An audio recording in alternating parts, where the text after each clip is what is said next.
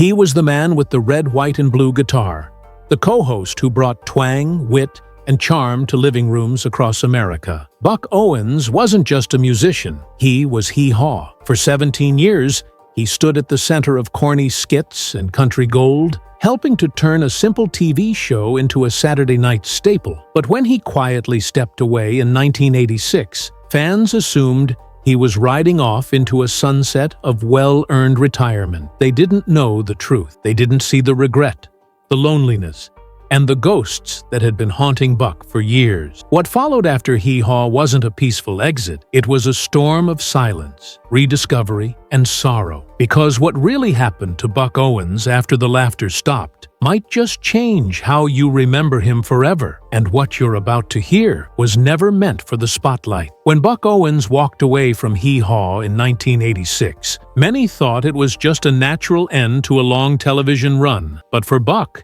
it was more like breaking out of a gilded cage. The show had given him national fame, financial security, and a legacy in pop culture, but at a cost. For nearly 2 decades, he had smiled on cue, told scripted jokes, and stood in a faux cornfield week after week. Over time, the glitz began to feel hollow. In his own words, Buck later admitted, "I started to feel like I was part of a cartoon. People forgot I was a serious musician." By the mid-'80s, Buck had become a caricature of himself, trapped in a format that no longer fit. He was tired of the slapstick, the overalls, the relentless cornpone humor that had made Hee Haw both beloved and mocked. Though he kept a brave face on camera, off stage, those closest to him saw a man growing more distant, more irritable, and more anxious about how he'd be remembered. His musical credibility had taken a hit, and inside, Buck feared he'd be remembered more for jokes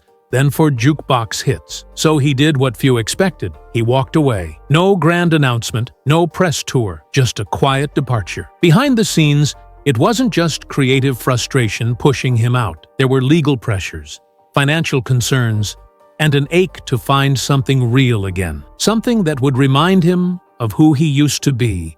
Before the bright lights and cue cards, Buck retreated to his empire. Yes, empire. Over the years, he had become one of country music's most astute businessmen. He owned radio stations, publishing rights, and real estate. But despite the wealth and the freedom, something felt missing. With Hee Haw behind him, he thought he'd find relief. Instead, what he found was silence. And for a man who had always been surrounded by music, that silence was deafening. For the first time in decades, Buck Owens wasn't on tour. He wasn't in front of a camera. He wasn't even recording. The man who once shaped the Bakersfield sound, the rebel who fought against Nashville's Polish, was now adrift. And what came next wasn't a comeback. Not yet. It was a reckoning, a painful reflection on the price of fame and the cost of staying too long in a role that no longer felt like his own. But just as Buck began to withdraw from the world, the past came knocking in the most unexpected way. Buck Owens had walked away from the spotlight, but he hadn't disappeared. Behind closed doors,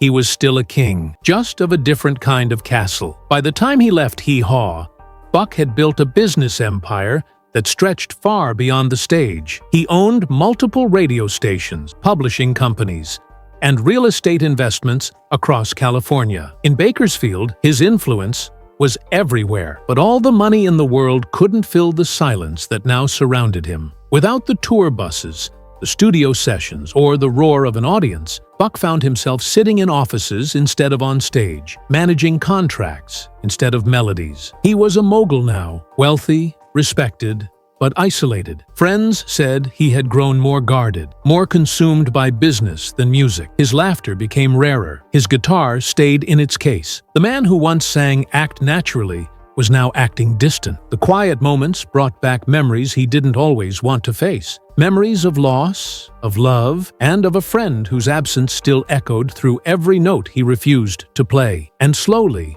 almost imperceptibly, Buck Owens began to change. He became more private, even paranoid. He limited his circle, trusted few, and shielded himself behind a wall of money and control. On paper, he was thriving, his net worth climbing, his assets multiplying, but spiritually, Buck was drifting. The Bakersfield sound he once championed was being overtaken by the Nashville machine. A new generation of country stars emerged, many unaware of the trail Buck had blazed. He was becoming a relic, admired but forgotten, and that realization stung, because beneath the businessman's suit still beat the heart of an outlaw, a rebel, a dreamer. He hadn't picked up a pen to write a song in years. He hadn't felt the stage lights in forever. And despite the comfort of his financial success, Buck Owens began to feel something he hadn't felt since the early days of his career: irrelevance. He had once fought against the slickness of the Nashville sound, carving his own raw, electrified path. But now, he was watching the industry he helped shape pass him by. And in that growing loneliness, one name haunted him more than any other: Don Rich. The friend he lost, the music partner he could never replace, the wound that never quite closed. And it was that pain, the one tied to Don, that would soon resurface, pulling Buck back into a past he'd tried to bury. Even in his years of silence, one name echoed louder than the rest in Buck Owens's mind: Don Rich. Don wasn't just a guitarist in Buck's band, he was the right hand, the harmony, the secret sauce of the Buckaroos. From the first time they played together, the chemistry was undeniable. Don's high tenor voice complemented Buck's perfectly, and his guitar work electrified the Bakersfield sound. They were brothers in everything but blood. And then, in 1974, Don was gone, killed in a motorcycle crash on a quiet road in Morro Bay. The news hit Buck like a freight train. He didn't just lose a bandmate, he lost the only person who truly understood the music in his bones. After Don's death, something inside Buck cracked, quietly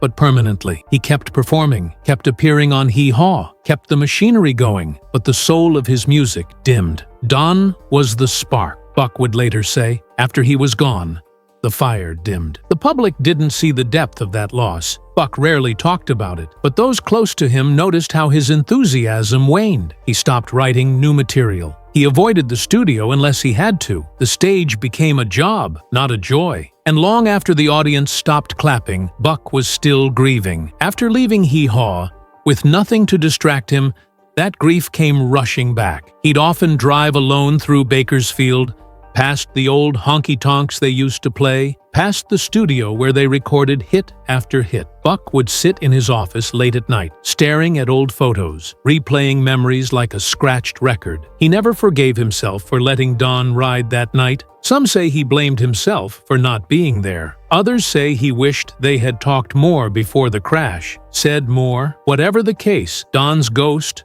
was never far. In private, Buck listened to old tapes of them playing together. Sometimes he wept, sometimes he smiled, but he never stopped listening. For Buck, Don Rich was more than a memory. He was a mirror of what had once been beautiful, simple, and honest. And every note Buck refused to play after Don's death was a silent tribute to the pain of carrying on without him. In the years following Hee Haw, Buck's business empire may have grown, but emotionally, he was still stuck in 1974, on that road where Don's life ended, and Buck's music, in a way, did too. And yet, something unexpected was about to happen. A new face, a new voice, and a song that would bring Buck Owens back from the edge of silence. If only for a moment. Buck Owens could write love songs that melted radios, heartbreak ballads, and honky-tonk anthems that hit millions right in the gut. But when it came to his own heart, Buck couldn't seem to get it right. He was married 3 times,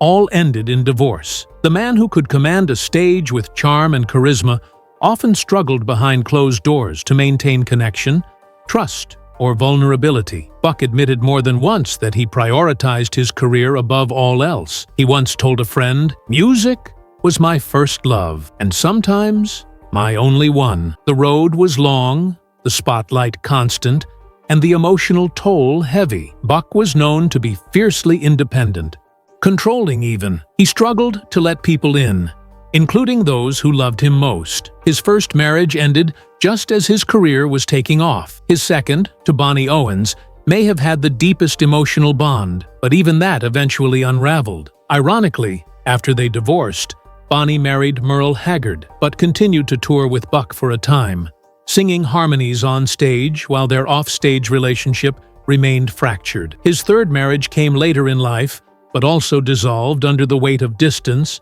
fame, and Buck's growing tendency to isolate. His children, he had several, often spoke of a man who was loving but absent. They knew their father was famous, but sometimes they didn't really know him. In interviews, Buck spoke with a tinge of remorse. "I wasn't always the best at being there," he said once, "and I carry that with me." After Hee Haw, with no show to film and fewer tours on the schedule, Buck had more time. But instead of growing closer to his family, he often pulled away further. He stayed in Bakersfield, surrounded by his business interests, but largely alone. Some say he kept his phone ringer off. Others say he stopped responding to letters. There were relationships, flings, companions, even a few serious flames, but none lasted. Buck never remarried. The man who had spent his life in front of cameras now avoided them. The man who had made millions feel joy through music was quietly drowning in loneliness. And yet, underneath all the guardedness,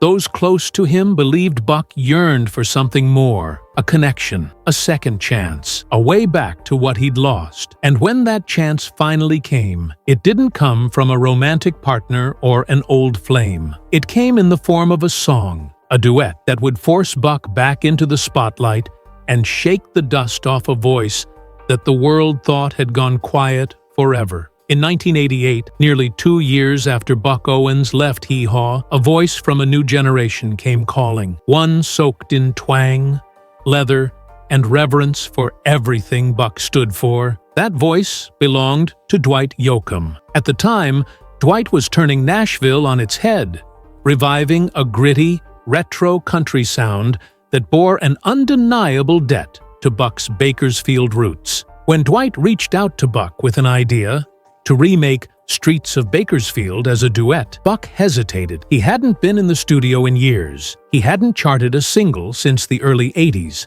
His confidence as a recording artist had withered beneath layers of business deals, regret, and emotional baggage. But something about Dwight's raw sincerity and admiration sparked a flicker in Buck. Maybe it was the song. Maybe it was the town it celebrated. Maybe it was the chance to sing a melody that still carried his DNA. Whatever it was, Buck said yes. And when the two stepped into the studio, something electric happened. Streets of Bakersfield soared to number one on the Billboard country charts, giving Buck his first chart-topping hit in over 15 years. It wasn't just a comeback, it was a resurrection. Country fans who had never known Buck outside of Hee Haw were suddenly hearing the fire he once carried, and longtime followers felt the chills of nostalgia mixed with pride. The song didn't just revive Buck's musical legacy, it reconnected him to a piece of himself that had been long buried. Dwight Yoakam treated Buck not like an old-timer, but like a legend, and Buck, for a brief moment, felt seen again, not as a punchline, but as a pioneer. The duet brought him renewed attention. Magazine covers, radio interviews, offers to tour. Nashville, once again, was knocking. But Buck didn't fully step back into the spotlight. He didn't tour extensively. He didn't record a full album. Because even with the success of the duet, Buck knew the music world had changed. The crowds were younger, the labels were sleeker, and he, now in his late 50s, felt more like a visitor than a resident. Still, that single moment with Dwight gave Buck something he hadn't felt in years: validation. It proved he still had a voice, still had power, still had something to say, and perhaps, more importantly, it reminded him that his time wasn't over. Not yet. Buck wouldn't chase the spotlight like he once did, but he began to find new ways to share his music, on his terms, in his town, a town where his sound had been born. And in that same town, he would build something unexpected, a place that was part museum, part honky-tonk, and entirely Buck Owens. In the mid-1990s, Buck Owens unveiled his final masterpiece, not a song, but a building, the Crystal Palace. Located in Bakersfield, it was more than a music venue. It was a cathedral to the Bakersfield sound, a shimmering tribute to everything Buck had built with his own hands and his own heartbreak. The structure was part honky-tonk, part museum, part personal shrine. Guitars, gold records, performance outfits, and vintage photographs lined the walls. Fans could eat dinner beneath a balcony where Buck himself might walk out at any moment and take the stage. And he often did. In his later years, Buck performed at the Crystal Palace regularly, not out of obligation, but out of love. He wasn't chasing hits or Billboard charts anymore. He was chasing joy, community, legacy. The palace became a sanctuary for old fans and curious newcomers alike, all drawn to the living legend who still had that familiar twinkle in his eye and that unmistakable voice. It was here that Buck reconnected with his audience, not through cameras or contracts, but through authenticity. The stage at the Crystal Palace didn't just revive his career, it gave his soul a second wind. But even as Buck grinned under the lights and soaked in standing ovations, time was catching up to him. He battled ongoing health issues, heart problems, diabetes, and the slow toll of years spent on the road. Still, he refused to retire completely. "As long as I can stand, I'll play," he told one interviewer, and he meant it. He never wanted a farewell tour, never wanted to announce his last performance. He just wanted to keep going until he couldn't. And then, on March 24th, 2006, that day quietly arrived. Buck had played a show at the Crystal Palace that night. He didn't feel great, but he didn't want to disappoint the crowd. As always, he smiled, sang, and left it all on the stage. He went home, slipped into bed, and passed away in his sleep. No drawn-out illness, no hospital headlines, just a soft curtain fall for one of country music's most iconic and complicated figures. In the days that followed, tributes poured in from across the industry. Artists who had grown up on his music, who had mimicked his twang and borrowed his bravado, now mourned the man behind the legacy. The palace stayed open, its walls echoing with memories, and those who had been there that final night would say they had witnessed something rare, a legend who never stopped being a legend, right up to the very end. After Buck Owens passed away, his family began the solemn task of going through his belongings, boxes tucked away in storage rooms, drawers packed with forgotten letters, shelves of dusty reel-to-reel tapes, and unlabeled recordings. At first, it was just a bittersweet archive of a long career. But then they started to realize some of what Buck had left behind had never seen the light of day. Private demos, unreleased songs, handwritten lyrics with dates scribbled in the corners, audio tapes where Buck could be heard talking to himself in between takes, journal entries, letters never sent. These weren't just relics of a music career, they were pieces of a man. His fears, his regrets, his truths. One cassette was simply labeled Midnight, 1991. On it, Buck played a rough acoustic version of a song no one in the family had ever heard. His voice was quiet, not studio perfect, but raw. And between the verses, he spoke to no one in particular. "I don't know if this'll ever get heard," he muttered, "but I had to get it out." There were moments of darkness in those recordings, mentions of Don Rich, mentions of Bonnie, bits of sorrow about his children, whom he wished he'd spent more regular time with. In one envelope was a note written in trembling script. "I made people laugh for decades, but I forgot how to laugh myself." These weren't lines meant for fans or fame, they were confessions. In interviews during the last decade of his life, Buck had hinted at this quieter side. He joked that he wasn't exactly Mr. Sunshine, and often said he didn't enjoy talking about his feelings. But in those private recordings, the mask came off. What remained was a man who had won the game but lost parts of himself along the way. And yet, there was something else on those tapes too: hope, wisdom, even peace. In one particularly moving message, Buck said, "If anyone's hearing this, just know I did the best I could. I tried to protect what I built. I didn't always get it right, but I never forgot the music." And maybe that's what defines Buck Owens in the end. Not just the hits or the jokes, not the flashy suits or business deals, but the struggle to hold on to something real in a world that constantly asked for more. He carried so much in silence, but in those recordings, he finally spoke. What the world saw was a legend, but what his family found was a man trying, even in private, to make peace with it all. His truth was never loud. It was tucked between the lines, behind the spotlight, sealed in a box labeled Someday. And that someday had finally arrived. When the curtain finally fell on Buck Owens's life, the world mourned the loss of a country legend. But most still only knew part of the story. They remembered the jokes, the cowboy hat, the iconic red, white, and blue guitar. They remembered the twang, the swagger, the goofy charm on Hee Haw. But what they didn't see was the man behind the mask, a rebel, a visionary, a complicated soul who spent half his life building a legacy, and the other half trying to control how it would be remembered. Buck Owens didn't just sing country music, he changed it. Long before the Nashville elite caught on, Buck was crafting a raw, electrified sound straight from the dusty streets of Bakersfield. He defied industry norms. He kept creative control. He refused to let record labels mold him into something he wasn't. He paved the way for artists like Dwight Yoakam, Brad Paisley, and countless others who saw in him a blueprint for musical freedom. But with that freedom came isolation. The same fierce independence that made Buck a legend also kept people at arm's length. He could be cold, controlling, sometimes cruel. He burned bridges, pushed loved ones away, and built emotional walls that few ever scaled. The weight of fame changed him. The loss of Don Rich hollowed him, and the machine of television nearly buried his artistic soul. For years, Buck tried to distance himself from Hee Haw. He worried the show had made him look silly, that it diluted his serious contributions to music. "People stopped taking me seriously," he once said. "They saw me as a clown." And yet, that very show introduced him to millions. It kept his name alive in homes across the country. It made him a star far beyond the honky-tonks and jukeboxes. It was a double-edged sword, and one he wrestled with until the very end. But maybe the most haunting truth of all is this: Buck Owens